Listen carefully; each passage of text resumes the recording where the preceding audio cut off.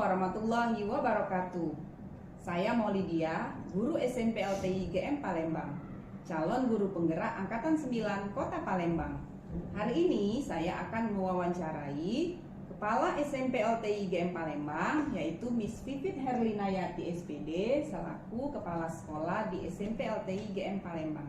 Selamat siang Miss Pipit. Selamat siang Miss. Ya, mohon maaf Miss, ini mengganggu waktunya. Ya. Jadi Miss, tujuan saya kesini hari ini mau mewawancarai Miss Pipit selaku pemimpin atau kepala sekolah di SMP LTI GM Palembang terkait dengan pengambilan keputusan berdasarkan nilai-nilai kebajikan. Jadi di sini saya memiliki tugas demonstrasi kontekstual pada modul 3.1 ya Miss, yaitu dalam materi pengambilan keputusan berdasarkan nilai-nilai kebajikan. Nah Miss, ini ada beberapa pertanyaan yang akan saya ajukan kepada Miss Pipit. Selama ini kira-kira bagaimana Miss Pipit dapat mengidentifikasi kasus-kasus yang merupakan dilema etika ataupun bujukan moral Miss? Ya. Terima kasih Miss Maulidia. Baiklah, saya akan menjawab pertanyaan dari Miss Maulidia. Jadi untuk mengidentifikasi suatu permasalahan itu apakah termasuk dari bujukan moral ataupun dilema etika, pastinya kita telaah atau kita analisa terlebih dahulu. Permasalahan itu apakah masuk pada permasalahan yang berdasarkan bujukan moral tadi ataupun dilema etika. Setelah kita analisa, setelah kita telusuri, kita pilah-pilah, maka kita akan mengetahui bagaimana permasalahan itu, apakah dia termasuk dari bujukan moral ataupun dilema etika itu sendiri. Seperti itu Miss. Ya, baik. Jadi selama ini bagaimana Miss Pipit menjalankan pengambilan keputusan di sekolah ini Miss, terutama jika ada kasus-kasus di mana ada dua kepentingan yang sama-sama benar ataupun sama-sama mengandung nilai-nilai kebajikan. Ya. Pastinya dalam pengambilan sebuah keputusan itu sendiri saya tidak bisa berdiri sendiri ya. Semua keputusan itu didasarkan dengan kesepakatan bersama. Artinya perlu adanya unsur-unsur terkait yang harus dilibatkan, tidak hanya kepala sekolah tetapi juga guru, wali kelas, guru bimbingan konseling, bahkan wakil, khususnya wakil kesiswaan. Bila perlu, kalau memang kasus itu membutuhkan untuk mengundang orang tua pasti kita libatkan juga. Ya, baik. Berarti melibatkan banyak pihak ya Miss ya? Iya, betul. Oke. Nah, langkah-langkah atau prosedur seperti apa Miss yang biasa Miss Pipit lakukan selama ini? Ya. Jadi dalam menyelesaikan suatu permasalahan, biasanya kita menelusuri atau meneliti terlebih dahulu dari guru atau wali kelas yang bersangkutan. Ini kalau kasusnya siswa ya. Ya, kalau kasusnya guru biasanya kita melibatkan juga dari unsur bimbingan konseling dan juga kesiswaan. Sama. Artinya setiap permasalahan itu penyelesaiannya harus disepakati, harus berdasarkan musyawarah sehingga menghasilkan suatu kesepakatan untuk penyelesaian suatu masalah itu sendiri. ya. Tidak bisa diputuskan dari satu atau dua orang saja. Oke. Berarti terus hal-hal yang apa saja Miss yang selama ini Miss Pipit anggap efektif dalam pengambilan keputusan terutama pada kasus-kasus dilema etika? Suatu permasalahan itu efektif jika kita melakukan kesepakatan bersama. Artinya sebuah permasalahan itu sendiri harus diselesaikan dengan musyawarah, dengan kepala dingin, tidak dengan emosi, dengan kekeluargaan. Nah, setelah kita melaksanakan musyawarah, maka pasti akan menghasilkan suatu kesepakatan untuk pemecahan masalah tersebut dan tidak tidak berbenturan dengan aturan yang ada di sekolah. Oke, baik. Lalu hal-hal apa saja Miss yang selama ini merupakan tantangan Miss dalam pengambilan keputusan pada kasus-kasus dilema etika itu? Ya, tantangan sebenarnya itu banyak sekali ya.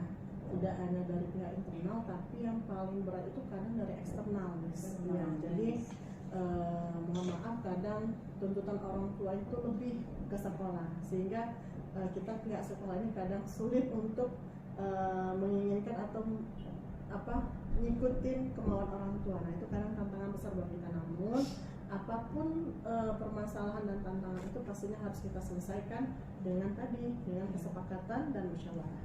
Ya. Ada kata sepakat ya Miss Iya, ya? betul, harus ada kata sepakatnya. Nah Miss, apakah Miss Pipit memiliki sebuah tata kala atau jadwal tertentu dalam menyelesaikan kasus-kasus dilema etika tadi Miss? Apakah Miss Pipit langsung menyelesaikannya di tempat atau juga memiliki sebuah jadwal khusus untuk menyelesaikannya? Nah, bentuk atau prosedur seperti apa kira-kira yang sudah Miss Pipit jalankan? Jadi kalau permasalahan itu memang membutuhkan waktu yang harus cepat selesainya, biasanya kita eksekusi hari itu juga. Kita langsung undang pihak-pihak terkait, dari guru wali kelasnya, dari guru BK-nya, dari kesiswaannya, bahkan orang tua pun harus diundang pada saat hari itu juga. Tapi kalau memang kasus ini berat, biasanya kita memang butuh beberapa hari untuk menyelesaikan, karena pernah terjadi. Jadi pemanggilan orang tua tuh kadang orang tuanya ada di luar kota, ada di desa, ya kan. Jadi memang perlu waktu untuk kehadiran orang tua ke sekolah. Kita eksekusinya pernah sampai 1 minggu pernah. Yang jelas permasalahan itu harus segera diselesaikan secepat mungkin, tidak menunggu-nunggu. Seperti itu. Berarti Miss, kalau misalnya terkait kasus siswa, prosedurnya berarti ada surat undangan ya Miss ya dari sekolah Miss ya, untuk orang tua hadir ke sekolah, hadir di sekolah. Itu prosedurnya Miss ya. Lalu Miss, adakah seseorang atau faktor-faktor apa sih yang selama ini mempermudah atau sangat membantu Miss Pipit nih dalam pengambilan keputusan dalam kasus-kasus dilema etika itu Miss? Banyak sekali faktor pendukungnya, terutama dari guru. Karena saya selaku pimpinan tidak mungkin bisa mengambil keputusan tanpa musyawarah kepada guru-guru saya.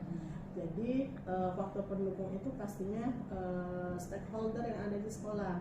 Guru itu ialah wali kelas, guru BK, wakil-wakil saya itu sangat membantu ya, tidak hanya dari kesiswaan namun kurikulum, wakil humas, sapra itu semuanya terlibat.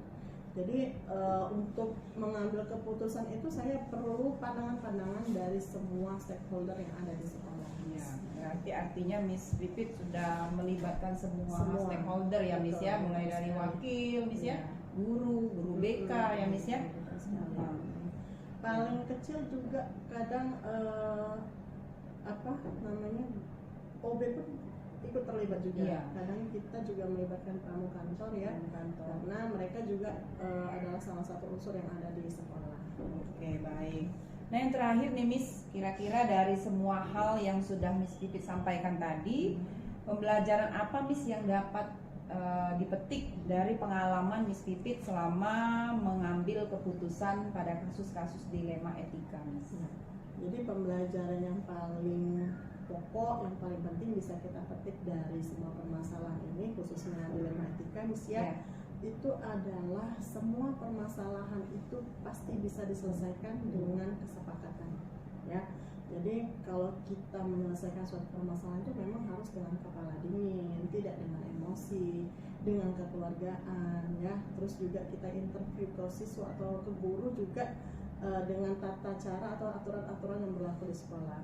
Artinya permasalahannya pasti akan selesai kalau kita menyelesaikannya dengan kepala dingin dan kesepakatan. Dan juga semua siswa ataupun guru pastinya tidak terlepas dari kesalahan. Nah, itu bagaimana caranya supaya siswa dan guru bisa mengantisipasi supaya tidak terlibat dalam hal-hal yang berbau dilema etika ataupun rujukan moral. Terus. Baik, Miss Pipit, terima kasih atas waktunya. Sudah bersedia saya wawancarai terkait materi tentang bagaimana cara pengambilan keputusan berdasarkan nilai-nilai kebajikan ini ya Miss ya. Sehat selalu Miss. Amin. Ya, makasih Miss Pipit. Assalamualaikum. Alhamdulillah telah selesai wawancara saya bersama Miss Pipit Herlinayati SPD selaku Kepala Sekolah di SMP LTI IGM Palembang. Saya mengucapkan terima kasih banyak kepada Miss Pipit yang sudah bersedia saya wawancarai untuk tugas demonstrasi kontekstual pada modul 3.1. Kasih Miss ya. Saya juga mengucapkan kepada Miss Maulidia tetap semangat dalam menyelesaikan program pendidikan guru penggerak angkatan 9. Semoga Miss Maulidia bisa menyelesaikan kegiatan-kegiatan di program pendidikan guru penggerak angkatan 9 ini dengan sukses. Selamat untuk Miss Maulidia. Terima kasih Miss. Selamat Ya, assalamualaikum. Waalaikumsalam.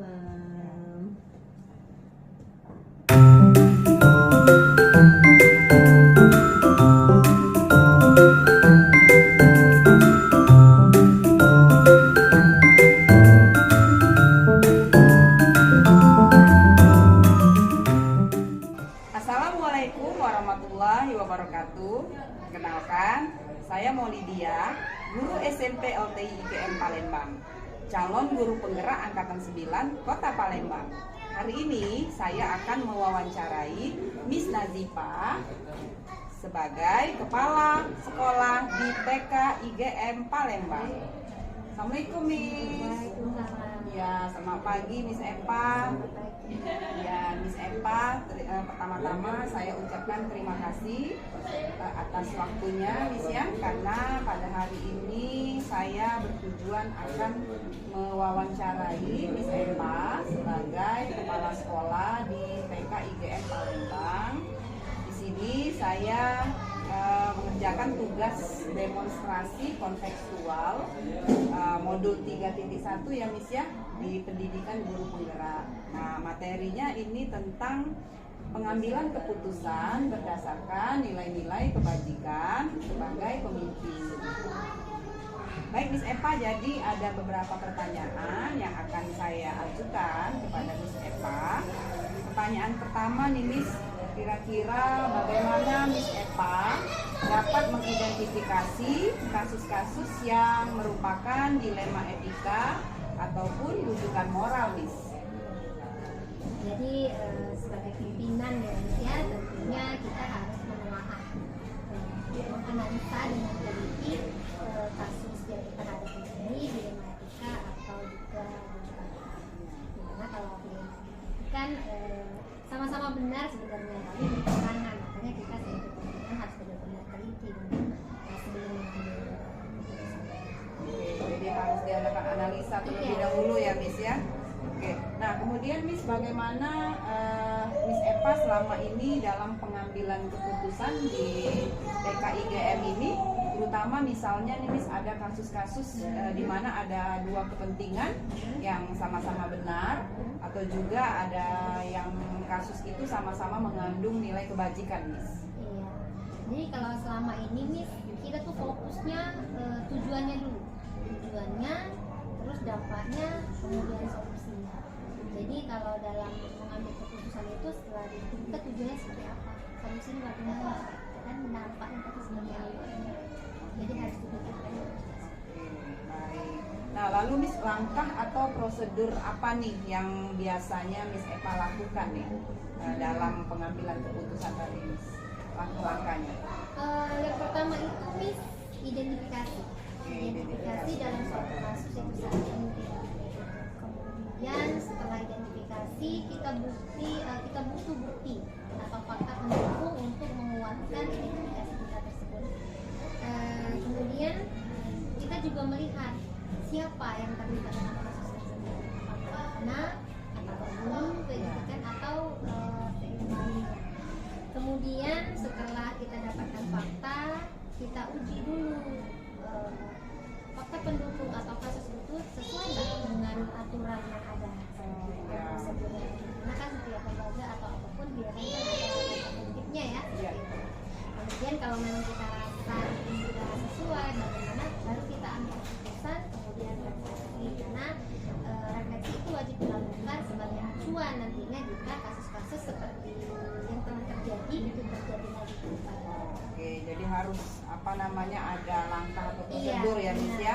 Nah jadi selama ini hal-hal apa saja Miss kira-kira yang menjadi yang Miss Epa anggap paling efektif nih dalam pengambilan keputusan dilema etika tadi? Hal yang paling efektif? Yang paling efektif itu pertama itu identifikasi Miss. Identifikasi. Kemudian informasi yang relevan, buktinya yang relevan ya. Kemudian juga kita juga kalau ini harus mencari solusi alternatifnya bagaimana, terus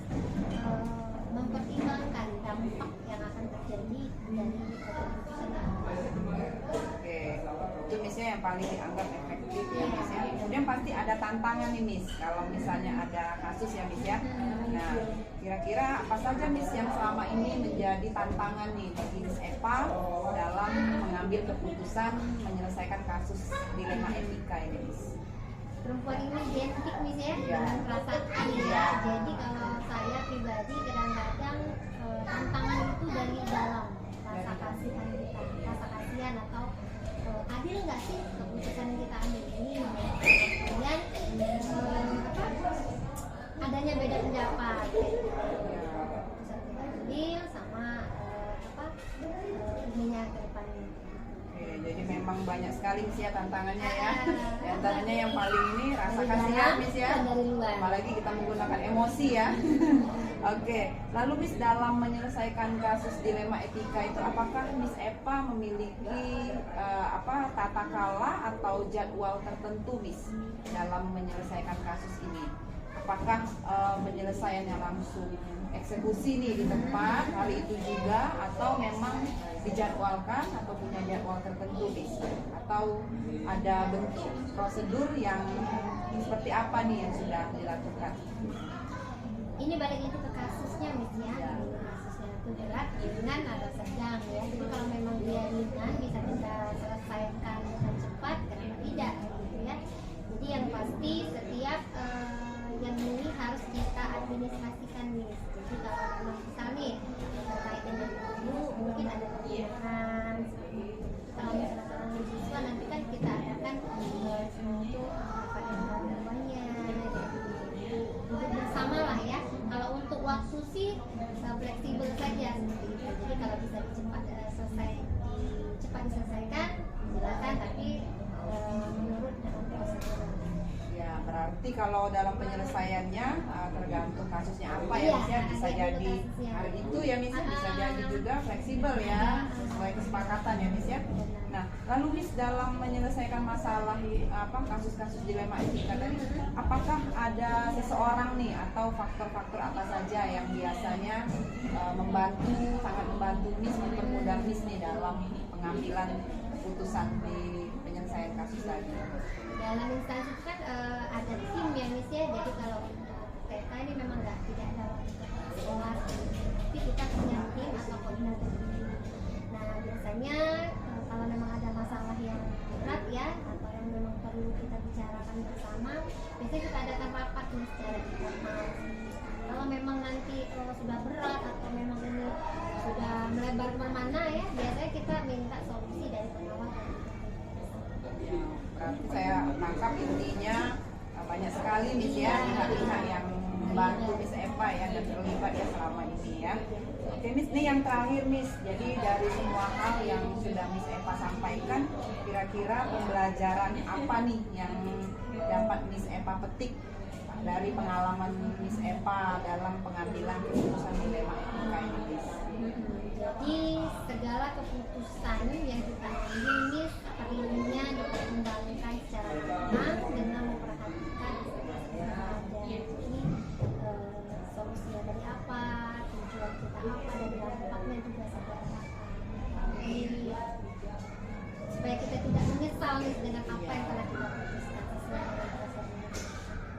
Oke, berarti harus dilaksanakan sesuai prosedur ya Miss ya, dipikirkan secara matang ya Miss ya. Oke, berarti hal yang paling utama di sini kata sepakat ya Miss ya, dalam penyelesaian mencari solusi permasalahan tadi, musyawarah ya Miss ya. Oke, baik Miss Eva, alhamdulillah nih banyak sekali pengetahuan yang sudah saya dapatkan dari Miss Eva sebagai kepala sekolah di TK IGM Miss. Mudah-mudahan nanti Miss Eva sehat selalu ya Miss ya, sukses terus. Terima kasih atas waktunya Miss Eva. Ya, saya permisi ya Miss ya. Assalamualaikum.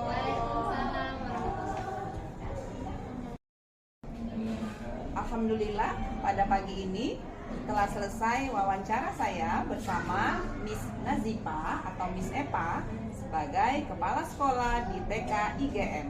Terima kasih Miss Eva. Sukses selalu. Assalamualaikum.